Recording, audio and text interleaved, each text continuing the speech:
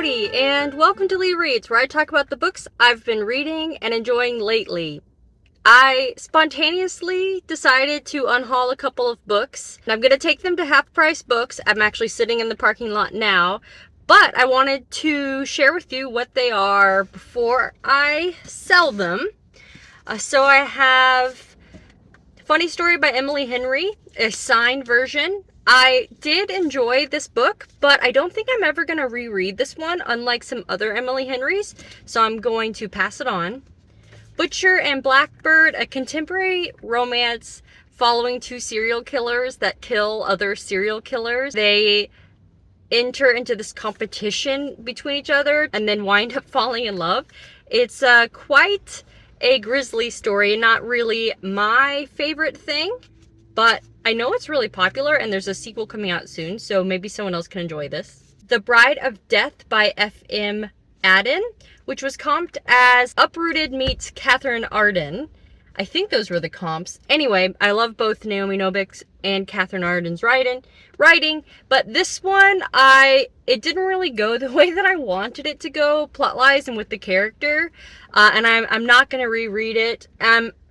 I'm glad that I read it, but I don't need to keep it on my bookshelf. Same with The Familiar by Leigh Bardugo. I was kind of lukewarm toward this one. I really liked the concept, but it was a lot more historical or distanced feeling than I expected it to be. Finally, The Warm Hand of Ghosts by Catherine Arden.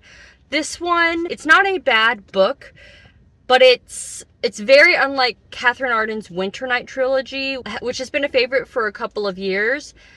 This one, it's really talking about the effects of World War I on the soldiers, the nurses, and it has kind of a magical realism element to it.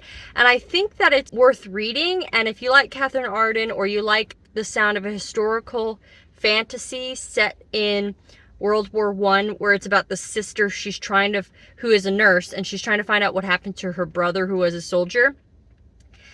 You should try this one, but I'm not going to reread it. So again, I don't need to keep it on my shelf, and maybe someone else will enjoy it. Let's see if I find anything that I would like to pick up here at the Half Price Bookstore. We will see. Okay, wow. Look what I found. I have got a copy of The Hobbit in this really nice sleeve with the script down the side. It's so pretty. The Shire on the front. And it is illustrated as well. I was flipping through and I saw an illustration of some of the... Here. Yeah, so this is going to be a lovely addition to my bookshelf. Yeah, I'm really happy with that. I decided to come to Barnes & Noble because it's about 10 minutes from the Half Price Bookstore. There's a couple of things I'm looking out for. I was hoping to find them used and I didn't, so I'll probably find them here. We'll see. I didn't look in advance if they were actually here. But I love a good browse in a Barnes & Noble. There's like that certain smell of the books and everything, so it's nice. It'll be nice to spend just a little bit of time taking a look around. Okay. I don't know what just happened to me. So I'm in there browsing, the tables set up near the front of the store, looking for the book that I was looking for, and also seeing what all their buy one 50% options were, when this display table catches my attention. I just have to beeline to it. It was set up like a giant volcano with all of the books on the inside of it. Great job to whoever designed that table, because I bought the book. It is called Eruption by, well, sort of by Michael Crichton. I guess he drafted it or started it. And then James Patterson, who I have never read from, finished it up posthumously. I guess Michael Crichton's wife wanted it to be published. That's what I learned from opening up to try to figure out what this book was about, and then I saw the cool picture of the Big Island in Hawaii. But what the story is actually about, it just says, a history-making eruption is about to destroy the Big Island of Hawaii, and the U.S. military has made a terrible mistake that could mean the end of life as we know it. Anyway, sold. So good job to that bookseller who set up that display.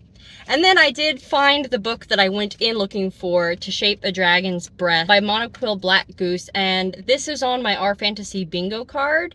I think it's for having a creature on the cover. I don't remember which prompt it is, but also it just won a Nebula Award this year, so it made me even more interested in picking it up. And I think I'm gonna call it for this impromptu kind of Unhaul haul Barnes & Noble experience video. I'm recording without my AC on, so you don't hear it, but also it's like 92 degrees outside and I'm starting to cook. So thank you so much for watching this video. I hope that you enjoyed it, tagging along with me very spontaneously. But as always, don't forget to support your library. Thanks. See you next time. Bye.